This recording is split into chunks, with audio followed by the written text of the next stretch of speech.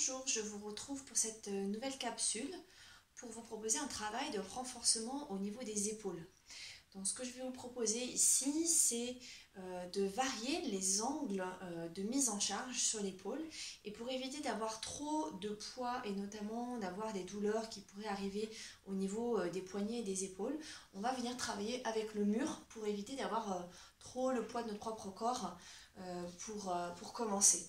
Dans une deuxième étape, l'idée serait de pouvoir transférer ce travail-là sur la position 4 pattes, voire sur la position de planche. Donc on va commencer face à notre mur avec les deux mains. C'est important d'avoir les pieds un tout petit peu éloignés pour commencer à mettre du poids légèrement dans les bras. Et je suis avec mon corps dans une petite diagonale vers l'avant, mes pieds bien parallèles, mes mains à la même hauteur que mes épaules. Je vais bien écarter mes 5 doigts.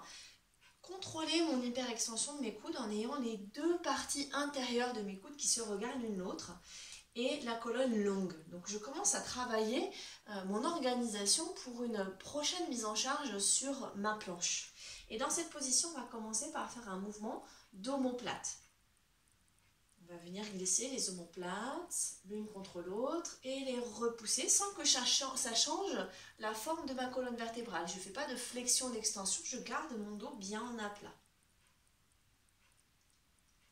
Puis, une fois que j'ai fait ça un petit peu, je vais venir maintenir mes épaules engagées et je vais commencer à plier mes coudes vers le sol et les repousser.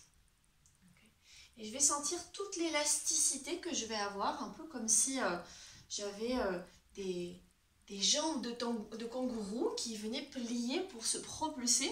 Ici d'ailleurs je pourrais transformer cet exercice dans une petite propulsion, un petit saut pour venir retravailler de nouveau le freinage et l'absorption au niveau de mes mains, de la même manière que je le ferai avec mes pieds. Mes coudes pour le moment sont vraiment pliés vers le sol et j'ai une seule ligne de ma tête jusqu'à mes talons.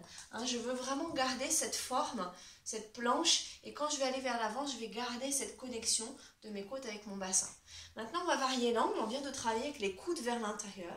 On va changer, on va venir faire deux variations. Les doigts vers l'intérieur, les coudes vers l'extérieur.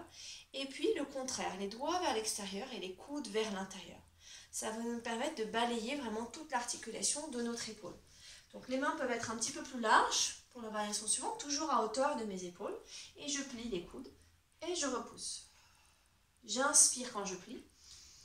J'expire quand je repousse. Alors je peux faire plusieurs séries. Ici, je vais en faire 5. Et puis je vais changer pour ma dernière position dans cette direction-là, où mes coudes vont venir plier vers l'intérieur. Okay, ça va être un petit mouvement. Je vais être limitée. Et je repousse. Je vais vraiment bien maintenir mes coudes l'un vers l'autre. Et je repousse. On en fait également 5. En expirant dans l'effort. Inspire.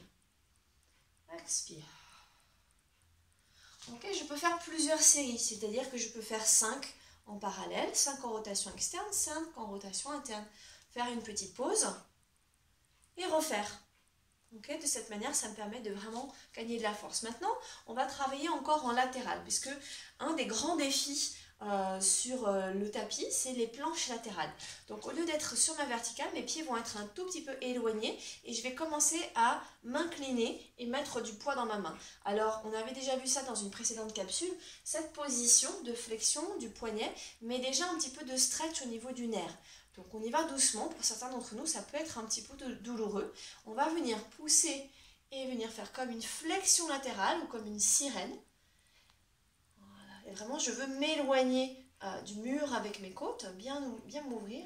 Et puis, quand je reviens, je vais aller un peu de l'autre côté, comme si mon bassin voulait tomber vers le mur.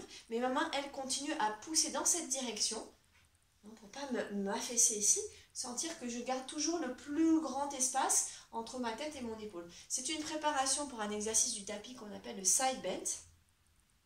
Et qu'on retrouve aussi sur la machine avec le nom de Cléopatra. Alors, c'est assez imagé, donc vous voyez bien ici que je vais vouloir avoir le bout de mon nez à l'opposé de mon épaule et garder mes épaules bien en face, bien étirées.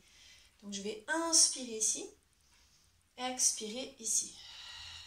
Mon bassin bouge d'un côté à l'autre, je garde mon bras bien tendu et cette pression dans ma paume de main.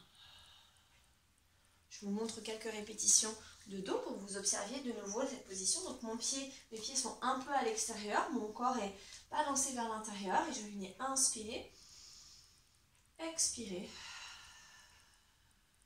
et inspirer. Expirer. Un dernier. Expire. Ok, je vous propose de finir cette série avec un petit peu de détente pour notre bras. Donc on va de nouveau continuer avec notre mur ici. Et on va venir allonger le dos plutôt parallèle au sol. Et dans cette position, on va venir faire des petits mouvements du bassin vers l'intérieur, dos rond. Et dos plat, comme si je voulais me pousser loin de mon mur et ouvrir les ischions vers le mur derrière moi. Et j'expire. Donc le mouvement, vous observez, il se passe plutôt au niveau du bassin. Et ça va me permettre de mobiliser le haut de mon corps, la colonne vertébrale. Ça va résonner jusque dans mon cou. Et revenir m'allonger. Et vous remarchez avec vos pieds. Tranquillement. Et relâchez. Bien, voilà une petite séquence pour le renforcement de vos épaules. Vous allez voir que si vous la pratiquez régulièrement, quand vous allez revenir à vos travails de planche et vos travails de pompe, vous aurez beaucoup plus de force. Bonne pratique!